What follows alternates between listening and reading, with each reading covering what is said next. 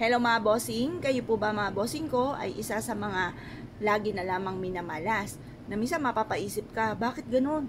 Meron naman ako mga pampaswerte sa aming bahay. Ang dami-dami ko na mga ginawang ritual, pero parang lagi pa rin minamalas. Tignan nyo po mga bossing ko ang CR po ninyo. Ano po ba nangyayari sa CR po ninyo? Yan po bang inyong aridoro ay nakaharap mismo mga bossing ko sa tapat ng pintuan? Or kaya po, bagamat siya ay nasa gilid, pero siya ay wala pong taklob. Kailangan may takip po siya mga bossing ko ang inyong aridoro. Dahil maaaring dyan nang gagaling ang malas mga bossing. Yan po mga bossing, ako po may tuturo sa inyo para hindi na po kayo kapitan ng kamalasan, mawala na po yan kaagad or kaagad nyo mapagdaanan ang mga problema po ninyo. O baka sabihin po ninyo, bakit ganun, may pagdadaanan pa akong problema, gagawa na ako ng mga pampaswerte. Wala naman po tao mga bossing ko nang hindi nagkakaroon ng problema. Lahat po yan ay meron. Kanya-kanya lang po tayong istorya ng buhay. Yung iba po kasi mga bossing marunong magdala. Hindi mo mapapansin mga bossing ko na sila po ay napakaraming problema pinagdadaanan. Pero sa totoo niyan, marami talaga silang pinoproblema po. Bagamat sila po hindi pala daing. Kaya mas mainam din po yun. Masusolusyonan nyo rin po yan.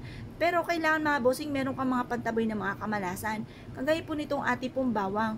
Alam niyo po ba mga bossing ko na ang bawang, hindi lang ito pang bad spirit. Pero mainam din po na nagtataboy tayo ng mga bad spirit. Kasi alam niyo po ba, may mga bad at good.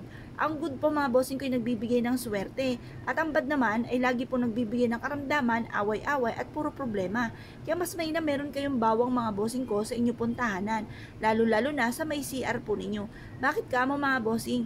Ang bawang mga bossing ko ay isa sa mga pinakamabisa at subok na napatunayan ko po dito at paborito po ito na ito ay napakaswerte mga bossing. Ang bawang ay nagtataboy ng kamalasan at nag-a-attract po ito ng napakaraming swerte. Kaya mainam meron kayong ganito lalo na sa CR po ninyo.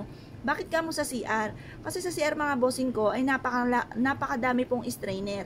Kung mapapasin nyo mga bossing ko sa may lababo, di ba meron pong strainer po dyan? Ganon din sa paliguan, ganon din po sa aridoro lalo-lalo na.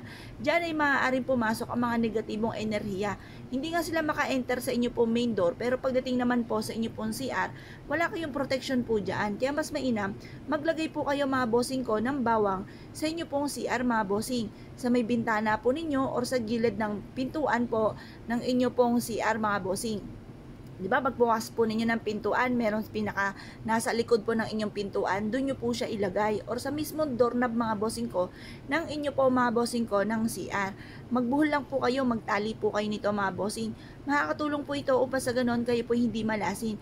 Hindi maka-enter sa inyo ang kamalasan. At puro swerte po ang dumating po sa inyo po mga bossing. Subok na po ito na maswerte. Ito po isa sa mga paborito ko sa pamamagitan ng bawang mga bossing. Dahil ito po ay marami ng patotoo sa akin. Ito po ang kauna-unahan kong pampaswerte na ginawa mga bossing. Kung naniniwala po kayo at dahil siya po ito gawin mga bossing, huwag na po kayo magpatumpik-tumpik pa. Subukan nyo po ito dahil ito po isa sa mga subok na napakaswerte. Kaya kung kayo po isa sa mga nag-nice na gumawa, siya mga bossing ko, i-mindset nyo na bang tapos po nito ay kayo po ay magiging matagumpay na sa buhay. I-mindset nyo na lahat po ng mga pangarap nyo ay matutupad na. Kaya kung kayo po naniniwala mga bossing, good luck po sa inyo po lahat.